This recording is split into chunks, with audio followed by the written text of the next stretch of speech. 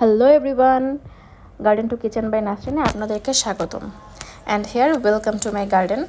এখানে আজকে আমি আপনাদের সাথে আমার বাগানের ছোটোখাটো কিছু টিপস অ্যান্ড ট্রিক্স শেয়ার করব। চলেন এখন আমার বাগান থেকে ঘুরে আসা যাক। আসসালামু আলাইকুম। এখানে আমি লাল শাকের বীজ যখন ছিটিয়ে দিচ্ছিলাম, এটা 23 দিন আগে আমি প্রথমে মাটিটাকে খুব সুন্দরভাবে প্রস্তুত করে আমি প্রায় 8 ঘন্টা এই মাটিটাকে প্রচণ্ড রোদে একদম ঝরঝরে করে শুকিয়ে নিয়েছি।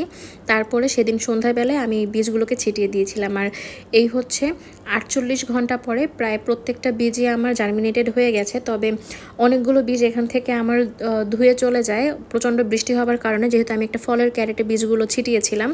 তো চারপাশে বস্তা না দেওয়ার কারণে আমার অনেকগুলো বীজ ওখান থেকে পড়ে যায়।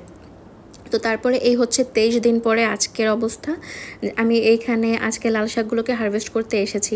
এখানে খুবই অল্প লাল শাক ছিল, যে আমাদের 3 জনের সংসার, তারপরেও 3 জনের জন্য এটা একবেলার চাহিদার যোগান দিবে। কিন্তু আমার একদম ছোট একটা বাচ্চা আছে, আমি চাচ্ছিলাম যে যতই এটা কম শাক হোক, কিন্তু এটা যেহেতু আমি কোনো ধরনের সার, রাসায়নিক সার, কীটনাশক কোনো কিছুই ব্যবহার করি না, এটা একদম অর্গ্যানিক, এখানে কোনো ধরনের ভেজাল থাকার কোনো সম্ভাবনাই নেই। তো সেই জন্য আমি এই শাকটাকে এখানে কাল্টিভেট করি। বিশেষত আমার ছোট বাচ্চাটার জন্যই আমি এটা করি, যে তাকে আমি একটু খাওয়াতে পারবো একেবারে অর্গ্যানিক খাবার। কারণ আমাদের বাজারে এখন আমরা যাই খাই সেটা প্রচুর পরিমাণে রাসায়নিক সার দেওয়া থাকে, সেখানে অনেক ধরনের কীটনাশক ব্যবহার করা হয়, এবং দেখা যায় যে সেই শাকগুলোকে আবার কাল্টিভেট করার পরে সেইগুলোকে যখন বাজারে বিক্রি করা হয় তাকে সতেজ রাখার জন্য বিভিন্ন ধরনের কেমিক্যাল ব্যবহার করা হয়। তো এই কারণে দেখা যায় যে যতটুকু পারি চেষ্টা করব বাচ্চাকে যাতে আমি একটু অর্গ্যানিক খাবার খাওয়াতে পারি, কোনো ধরনের ভেজাল ছাড়া খাবার খাওয়াতে পারি। সেই জন্যই আমার এই ছোটো ছোটো ক্যারেটে অল্প করে কিছু কিছু শাক কাল্টিভেট করা আর কি। তারপরে এখানে আমি এই যে শাকগুলোকে তুলে নিচ্ছিলাম। যেহেতু এটা লাল শাক, একেবারে আমাকে গোড়া সহই তুলে ফেলতে হবে, এটাকে কেটে নিলে পরে এখান থেকে আবার নতুন করে গ্রো হবে না। তো এই জন্য আমি পুরো শাকটাকে এখানে খুব সুন্দরভাবে তুলে নিচ্ছি, এবং মাটিটাকে খুব সুন্দরভাবে ঝেড়ে ঝেড়ে আমি এখানে আলগা করে নিচ্ছিলাম। কারণ আমি এই মাটিটাকে আবার হয়তো 48 ঘন্টার মতো রোদে রেখে আমি এই মাটিটাকে প্রস্তুত করে নেব। পরবর্তীতে আমি এখানে হয়তো লাল শাক বা অন্য কোনো শাক আমি আবার হারভেস্ট করব সেই জন্য।